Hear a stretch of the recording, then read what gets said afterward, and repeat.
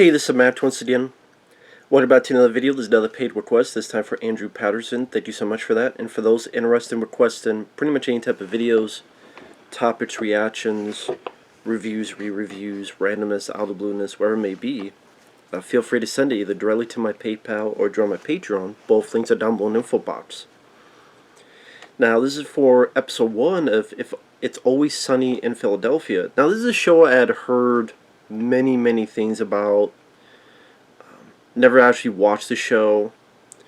I know, like, throughout the show, like, Roddy Piper made a few guest appearances. And from what I understand, Danny DeVito became part of the cast in Season 2.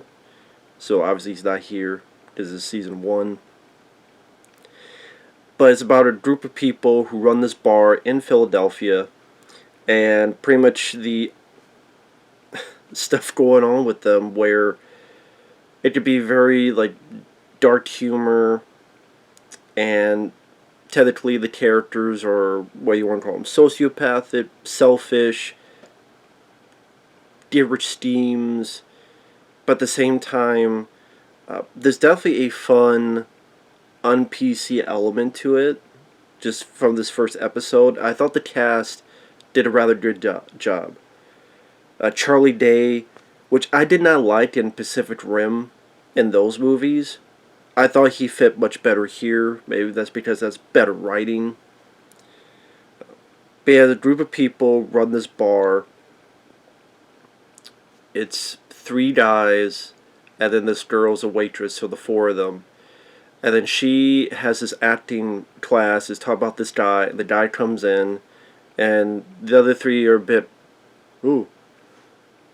And she's like, hey, he's from my acting class.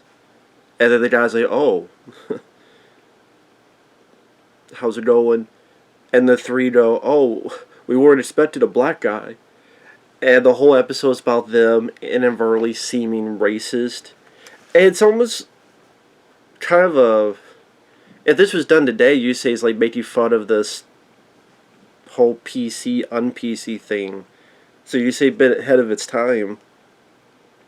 But also about how people can inadvertently say things when they mean a different way. I like that the guy, the black guy, never takes offense. He's never militant. He's never easily offended. It's just he brushes off and, oh yeah, they didn't mean anything by it. But it's just that our main characters keep putting their foots in their mouths. And then they think of hiring the guy. And then they go to some public places, including this place where people play dominoes. And it's like, oh yeah, we're trying to make some black friends to prove to themselves that they're not racist. And like almost like to prove to the other group within the group that they're not racist. And you know, why do these people like you more than me? Oh, you call them these people. No, and that's what I mean. I mean those people, like those in that group, like playing dominoes. And then at one point, the bar gets very popular, but they realize it's all guys, and then they realize that the guy from the acting class, he's gay. And then the girl's going, oh man, they're not going to like this. But then it cuts to Charlie Day and one of the guys, and they're so excited because they're making all this money. I thought that was refreshing. It wasn't just the typical, or the homophobic, oh, no, too, it was like, wow, look at all the fucking money we're making. And then one of them, he's behind the bar, and the guys keep hitting on him. He's unsure at first, but then he appreciates the compliments and goes along with it, and plays along with it. And the female waitress, she's like, oh, you're just playing on their emotions, but at the same time, she's getting mad because she's not getting the tips. And they even call her out on it. It's like, no, that's not what it is. No, I think we should stop doing this.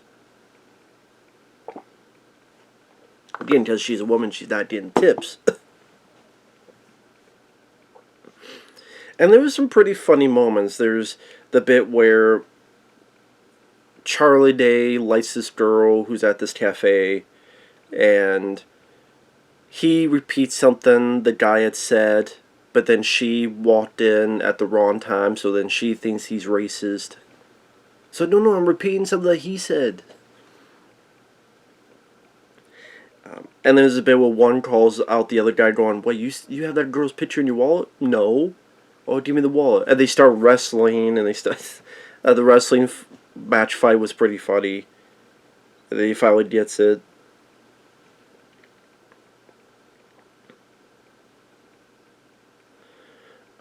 And I thought what made it work was that the writing is pretty solid. The cast did their jobs well. It's a... I don't know if you'd call it a sitcom. Nah, I wouldn't feel good calling it sitcom. But it has that element that, some people talk about Seinfeld and other stuff, but a bit of a darker edge, darker sense of humor to it. I like the bit at the end where this girl that goes out with Charlie Day, then Charlie Day just called out the cafe lady going, he's going out with you because, he wants to prove to people that he's that racist. It's like, no, that's not what I'm doing it. Then he just punched. And then you find out that girl was the acting class guy's sister. And then one of them put their foot in the mouth. Wait a minute. You guys call me racist because I imply that all black people are related. But look, you two are related. So I guess that means all black people are related. No, that's not what I meant. And then things go back to normal, in which the bar makes their own money. And there's a point they wanted one guy to change his mind and not have the gay bar anymore. So they made this plan to get the guy really drunk, and then the acting class, the girl finds some people to make it pretend and imply that this guy got drunk and slept with this other guy. But then the reveal afterward is that one asks the other, so how did you get that acting class? Like, what did you do to convince him to do this? And she's like, oh, that didn't work out. And the guy's like, what? Well, then why was he so freaked out? Then cut to a flashback where he really did go through that, and one guy comes out and slaps him and goes, so how's that ass feeling? That's the way the show is. This big black guy's like, so how's that ass feeling? It's hard to do dark humor like that. I wouldn't say it's as dark as, say, Heathers, but could go in that direction. But yeah, the actors had good chemistry with each other. The writing was pretty funny. It's only 20-some minutes long, so it went at a good pace. I can imagine when Dan DeVito gets in the mix, it's going to be even more funny. And yeah, I can see if that's the feel of it. I can see why the show has become pretty popular.